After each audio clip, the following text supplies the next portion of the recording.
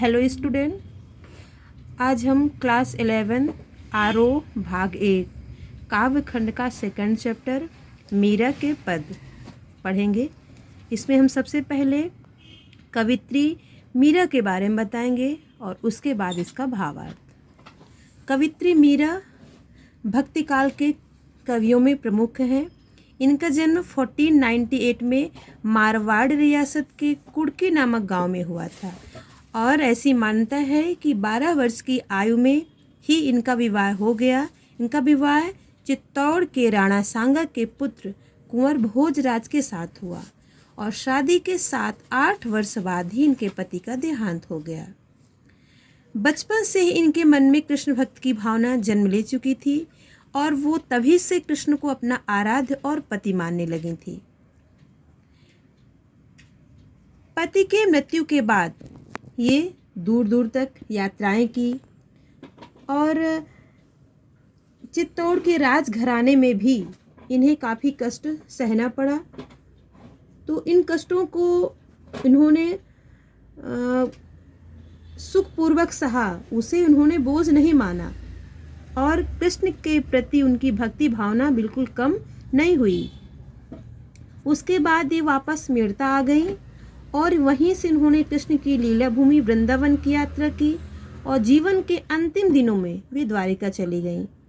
और ऐसा माना जाता है कि वहीं रणछोड़ दास जी के मंदिर में मूर्ति के कृष्ण जी की मूर्ति के सामने, रणछोड़ दास जी के मूर्ति के सामने वे समाहित हो गईं। इनकी कुछ प्रमुख रचनाएं हैं जो स्फुट पदों में हैं। मीराबाई मीरा की पदावली के नाम से संकलित है और दूसरी रचना है नरसिंह जी का मायरा, ये इनकी दूसरी रचना है। मीरा वैसे तो सगुण भक्ति की, सगुण धारा की महत्वपूर्ण कवित्री हैं, किंतु ये उपासिका थी संत कवि रैदास की और कवि रैदास निर्गुण धारा के कवि थे। इसलिए मीरा में सगुण और निर्गुण दोनों की भक्ति का प्रभाव मिलता है। इन्होंने लोक लाज और कुल की मर्यादा के नाम पर जो सामाजिक बंधन होते हैं, जो उस समय की पर्दा प्रथा के साथ साथ कुछ औरतों के लिए बंधन थे, उनका पालन करना आवश्यक हो गया था। इन्होंने उसका विरोध किया, सामाजिक और वैचारिक बंधनों का हमेशा विरोध किया। इन्होंने पर्दा प्रथा का पालन नहीं किया। ये मंदिर में जाती थी, नाचती गाती थी और इनमें इन्होंने कभी हिचक महसूस नहीं किया। ये उस समय की, उस युग की रूढ़िग्रस्त समाज में स्त्री मुक्ति की आवाज़ बनकर उभरी। अब इन्होंने जो पद लिखे हैं, इनकी जो कवित्री मीरा की जो भाषा है, चूँकि ये मूलतः राजस्थान की थी तो इनकी भाषा राजस्थानी और कहीं कहीं पर ब्रज भाषा का भी प्रभाव है। ऐसे अतः इनकी जो भाषा है वो राजस्थानी मिश्रित ब्रज भाषा है। और इनके जो प्रेम, ये जो पद है इनके, इनमें जो इनकी प्रेम की दीवानगी है, इसमें सूफियों का प्रभाव भी देखा जा सकता है।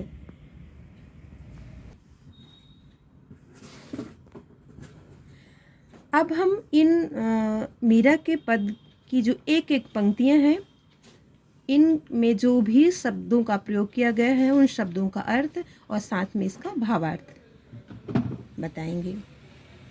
मेरे तो गिरधर गोपाल दूसरो न कोई, जाके सिर मोर मुकुट मेरो पति सोई। छाणी दई कुल की कानी कहा करी है कोई, संतन ढिंग बैठी बैठी लोक लाज खोई।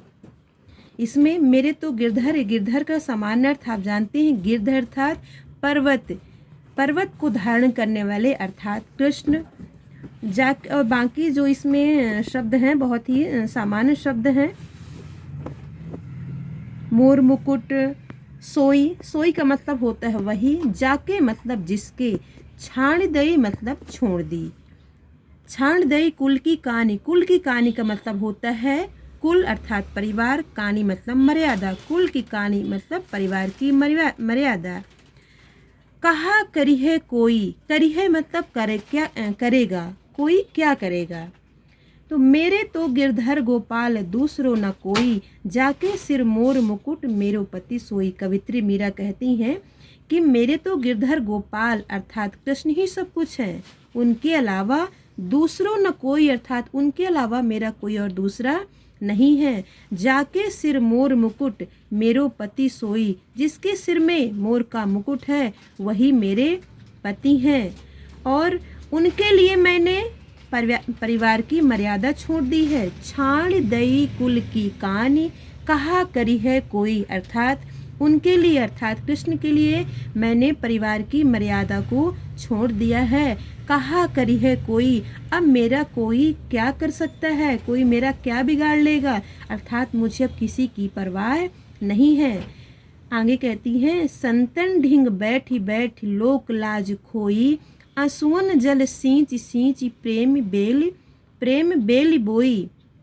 मैं संतों के पास बैठकर ज्ञान प्राप्त करती हूँ और इस प्रकार लोक लाज भी खो दी है मैंने अपने आंसू, आगे कहती हैं, आंसुअन जल सींच सींच प्रेम बेल बोई, मैंने अपने आंसुओं के जल से सींच सींच कर प्रेम की बेल बोई है। अब तो बेल फैल गई आनंद फल होई, और अब ये बेल फैल गई है और इस पर आनंद रूपी फल लगने लगे हैं। वे कहती हैं कि मैंने कृष्ण के प्रेम में अब तो बेल फैल गई आनंद फल होई, दूध की मथनिया बड़े प्रेम से बिलोई, दधि मथि घृत काढ़ लियो डारी दई छोई। अब यह बेल फैल गई है और इस पर आनंद रूपी फल लगने लगे हैं। वे कहती हैं कि मैं कृष्ण के प्रेम में मैंने कृष्ण के प्रेम रूप दूध को भक्ति रूपी मथानी से बड़े प्रेम से बिलोया है। दधि मथि घृत काढ़ लियो, कृष्ण के प्रेम रूप दूध को भक्ति रूपी मथानी से, जैसे दही को मथानी से फेंटा जाता है वैसे ही कवित्री ने प्रेम रूपी दूध को या दधि को भक्ति रूपी मथानी से बड़े प्रेम से बिलोया है।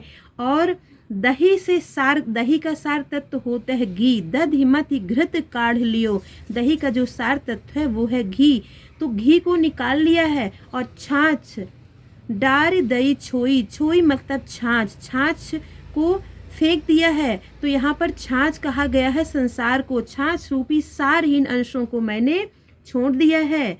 तो कवित्री ने संसार का मंथन किया और उसमें जो सार तत्व था वह है परमात्मा, जिसे कवित्री ने आत्मसात कर लिया है और बाकी संसार को उन्होंने मट्ठे की तरह, छाछ की तरह उसका परित्याग कर दिया है। वे भगत देख राजी हुई जगत देख रोई, कवित्री प्रभु के भक्त को देखकर प्रसन्न होती हैं और संसार जगत अर्थात संसार को देखकर, मोह माया में लिप्त लोगों को देखकर वे रोती हैं। उनके सामने आने में उन्हें बिल्कुल भी आनंद नहीं आता है।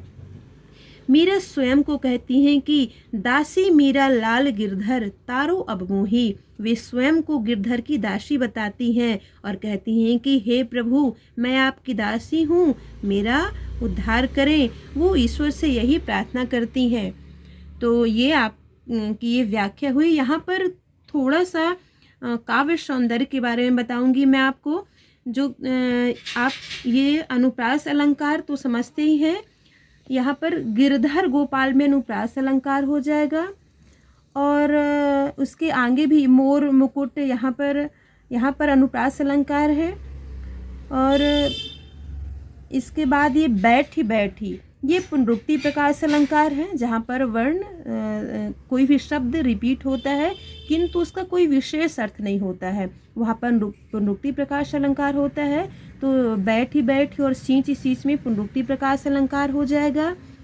ये प्रेम रूपी बेल, तो ये रूपक अलंकार हो जाएगा। आनंद फल, आनंद रूपी फल, कवित्री जब संसार का मंथन, जब प्रेम बेल उनकी फैल गई है तो उनको आनंद के रूप में फल मिलेगा। तो ये यहाँ पर भी रूपक अलंकार हो जाएगा। तो ये आपका ये प्रथम पद की व्याख्या पूरी हुई। अब इसके दूसरे पद का अर्थ दूसरे वीडियो में पढ़ेंगे। Okay, thank you.